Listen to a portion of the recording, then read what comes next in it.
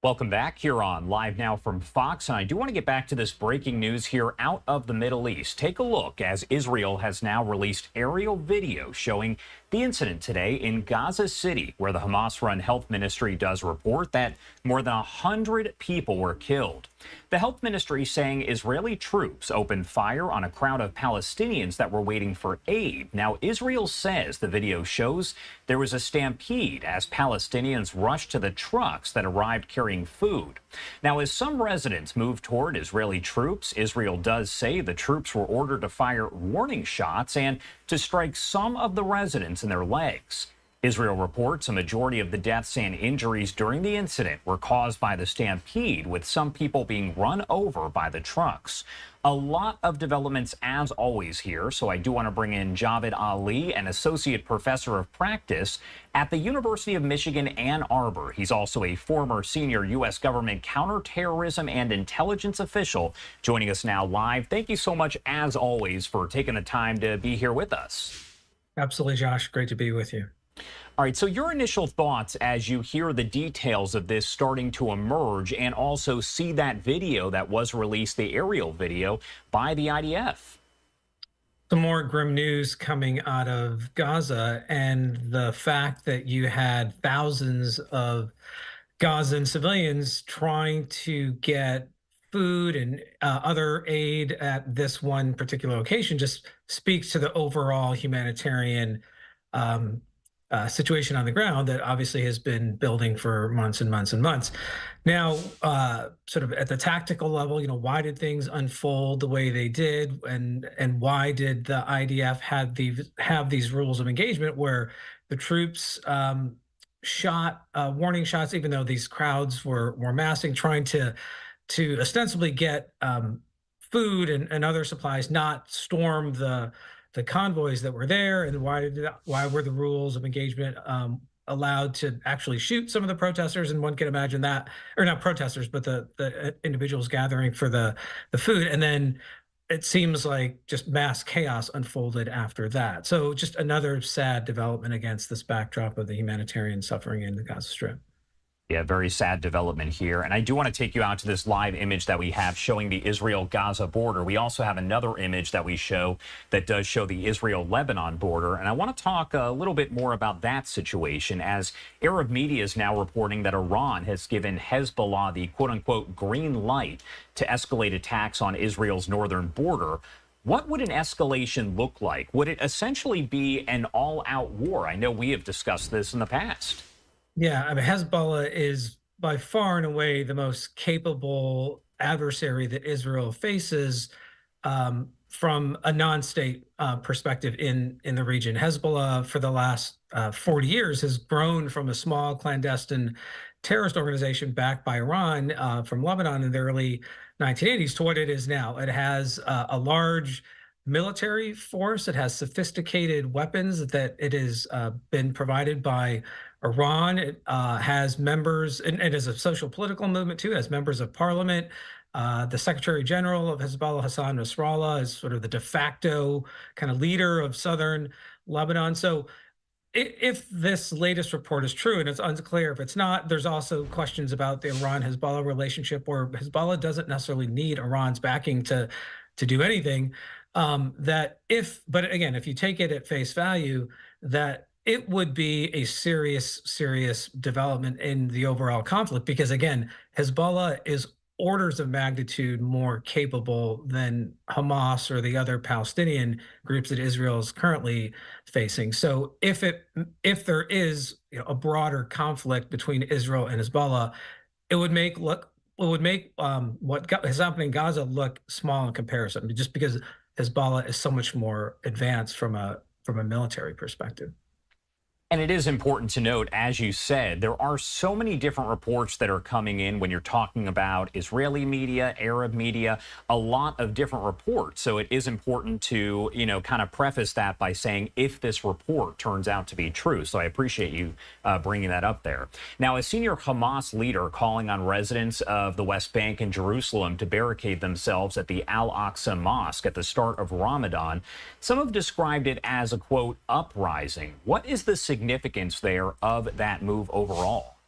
Yeah, this could be another attempt for Hamas to rally Palestinian support for its cause. And even though the bulk of the Israeli fighting is in Gaza against Hamas, there's still been skirmishes and kind of smaller scale raids and attacks against Hamas and other Palestinian targets in the West Bank. So if this call from senior Hamas officials is heard by Palestinians in the West Bank and they do try to barricade themselves in the Al-Aqsa Mosque, that would be a highly provocative move, certainly with the start of Ramadan in about a week plus from now. Um, and it would sort of be daring the Israelis to go in again the beginning of Ramadan, very kind of holy time in Islam, and forcibly remove these protesters. And one can imagine what those scenes would look like. So I think this seems to be an attempt by Hamas to put pressure on Israel in the West Bank, even though they are facing pressure from Israel in the Gaza Strip.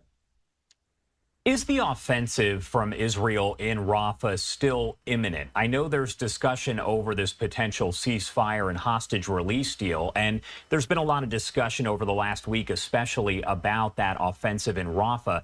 Is that essentially still going to happen regardless?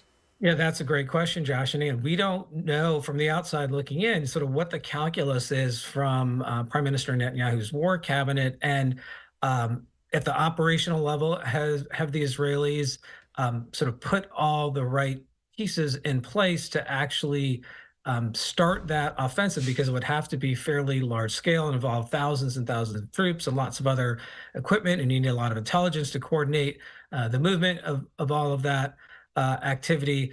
But at the same time, at the international level and from the bilateral U.S.-Israel level, there are probably a lot of discussions right now and attempts to have Israel not engage in that aspect of the campaign, because Rafah is one of the few places right now that Palestinians can sort of seek some kind of refuge and safety, despite what happened today. And just thinking of the scenes of a large-scale IDF offensive in this highly populated part of southern Gaza at the beginning of Ramadan, one can imagine that it would just spark an enormous amount of international outrage and attention. So that has to be factored into the Israeli decision-making process as well. Want to talk a little bit more about the ceasefire and possible hostage release plan that has been discussed. So we do have President Biden, we have the leader of Egypt saying that this could happen in the coming days here. They are hopeful for that. So my question is, does it appear that Hamas is kind of softening its demands for this deal to be reached? And does it appear that we are closer to actually seeing a deal? Well, President Biden made that comment, I believe, on Monday, and he said that at that time, that was the status of the negotiations based on comments relayed to him by his national security advisor, Jake Sullivan. So that was Monday. Here we are now, it's Thursday. Is there really going to be a ceasefire in place by next Monday, just a few days from now? Maybe there will be, maybe there won't. The comments from the Israeli side, Prime Minister Netanyahu and others, doesn't seem to suggest that that is something that they have agreed to. Similarly, on the Hamas side, it's not clear that their sort of negotiating position, that they have all the terms they want to put a ceasefire in place. And I think Prime Minister Netanyahu is still under a lot of domestic political pressure to get the hostages back and to show more tangible gains against Hamas, whether that means killing or capturing senior leaders like Ismail Haniyeh or Mohammed Deif, who's the military chief for Hamas in the Gaza Strip and the West Bank. So these are all things that have to be factored into whether a ceasefire takes place. And there's international politics, there's domestic politics, there's the Hamas calculus. So there's so many complex variables that have to go into that decision. And it's very complex. Now, the Palestinian Authority's foreign minister is saying that Hamas really does understand that it shouldn't be a part of the new government in the Palestinian territories. Is that a shift in any way for Hamas not to be part of the new government?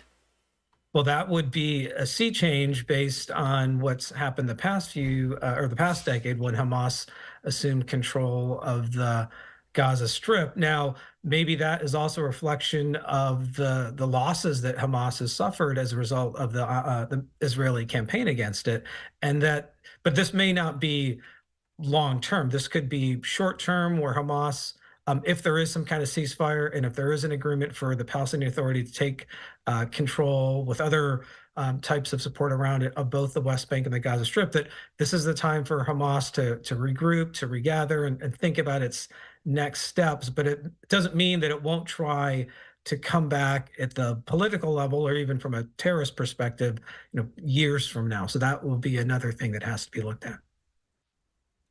All right. Well, Javed Ali, thank you so much for taking the time to join us here. Great perspective and a great help to break down all these headlines. I say it all the time, but we have these developments that pretty much happen on a daily, really hourly basis here. Anything else you want to add about any of this before I let you go? Yeah, Josh. It'll be really interesting to see whether a ceasefire does happen, and the fact that Ramadan, as I said before, is going to start relatively soon. I do think that is going to be a driver of whether a ceasefire happens or not. And if it doesn't, and if this fighting continues for the next 6 months, it's already almost at the 6 month point right now, then I think that is just going to put more pressure here inside the United States on the Biden administration. We've already seen the reporting about how it's affecting politics, especially where I'm here in Michigan, and I know you're a Michigan grad as well. So these are all things that could play out over the next several months if a ceasefire doesn't happen sooner rather than later. All right. Thank you again for taking the time to be here with us. I appreciate it. All right, Josh, thank you.